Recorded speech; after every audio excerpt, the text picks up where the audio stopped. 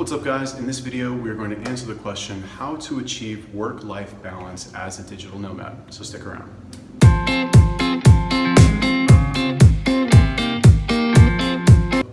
When I heard this question, I thought it was kind of funny because here you are, you're a freelancer, you have the freedom to travel the world and work from tropical islands and go to the beach as much as you want, and you don't have an office or a boss. Like, what exactly kind of work-life balance are you talking about? Like, it doesn't get much more balanced than that, you know? But on the other hand, you know, if you're asking yourself this question, how do I achieve that balance? You're probably working too much and you're working on the wrong things. So let's talk a little bit about how to solve those problems. Number one, if you're working too much, you probably haven't automated enough of your workflow.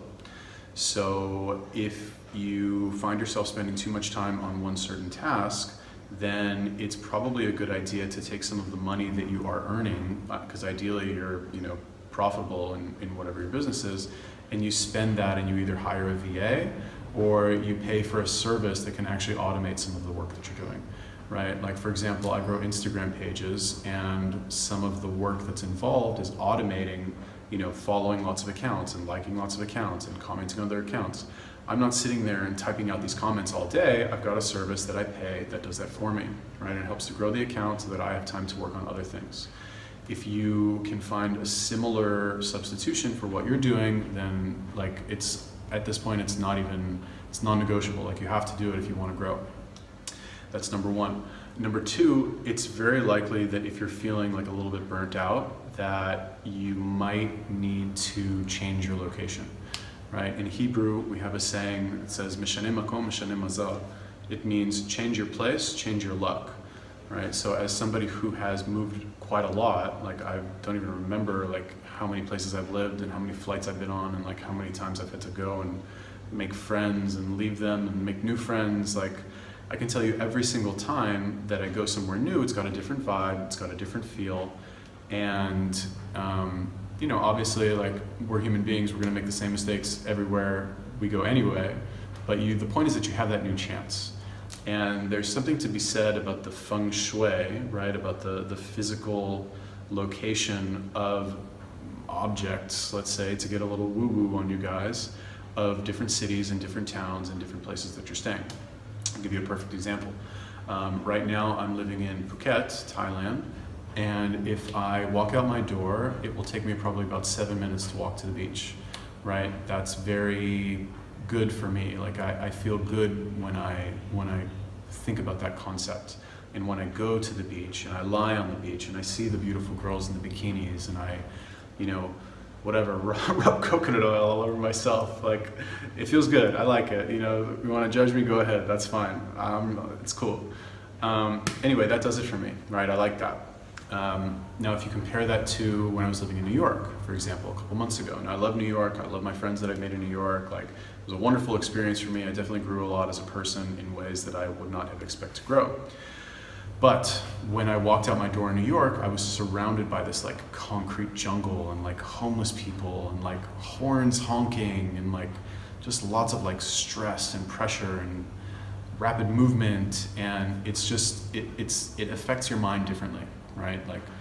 Maybe we don't think about it, we don't consider it, but there's a reason that people who are from certain locations will all kind of resemble each other and act differently than people who are from other locations, right? So you need to take that into consideration. Like I said, it sounds a little woo-woo, but take that into consideration when you're picking a place. And if you are getting burnt out, that it's possible that your surroundings just aren't stimulating you enough anymore.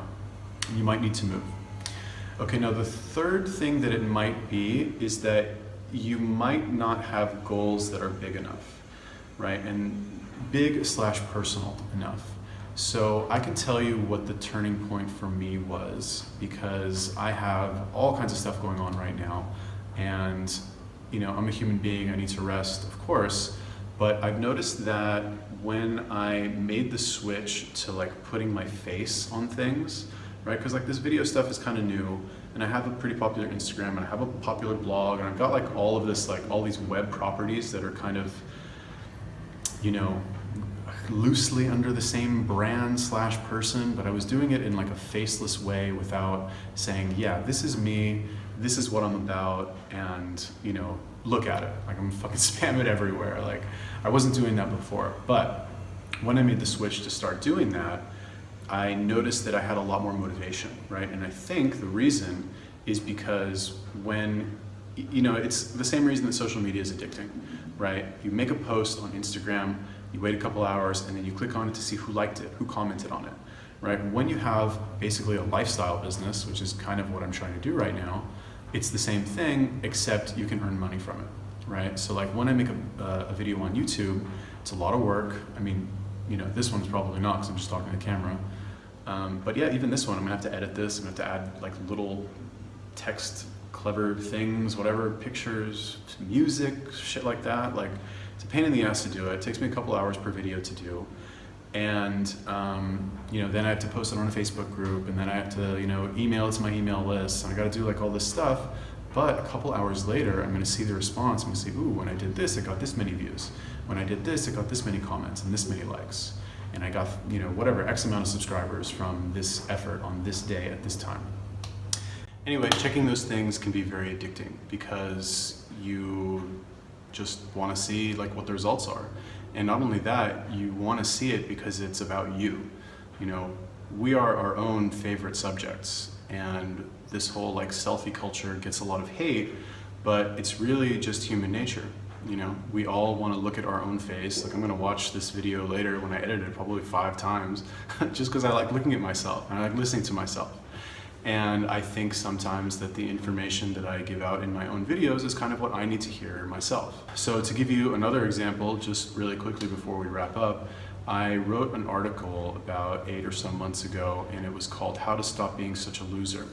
And I wrote this in a time where I was very kind of angry and frustrated with a lot of people in a certain community that I was a part of who I felt were not thinking big enough, right? I thought that they had kind of very low ambitions and small goals, and I saw myself in them, but maybe a year prior, right? And I think that's where the anger came from, is I was kind of seeing myself in them.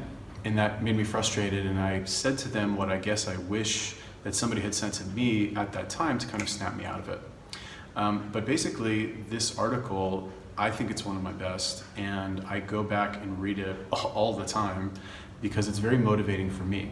You know, when you, what's that famous quote, right? It says like, the amateur writes for other people and the professional, no wait, what is it? The amateur writes for himself, the professional writes for other people. Well, I think it's actually the opposite. I think that if you write or create any kind of art for yourself that you like, that's the stuff that's going to be very good, right?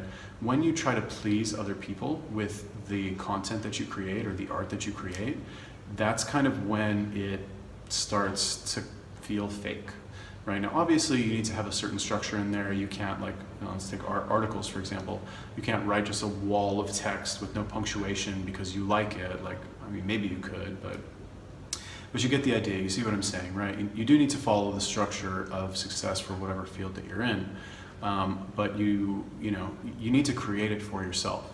And I think that when you have a goal that's very big, that also has to do with you, right? Promoting something of your own, as opposed to just making X amount of dollars or losing X amount of weight.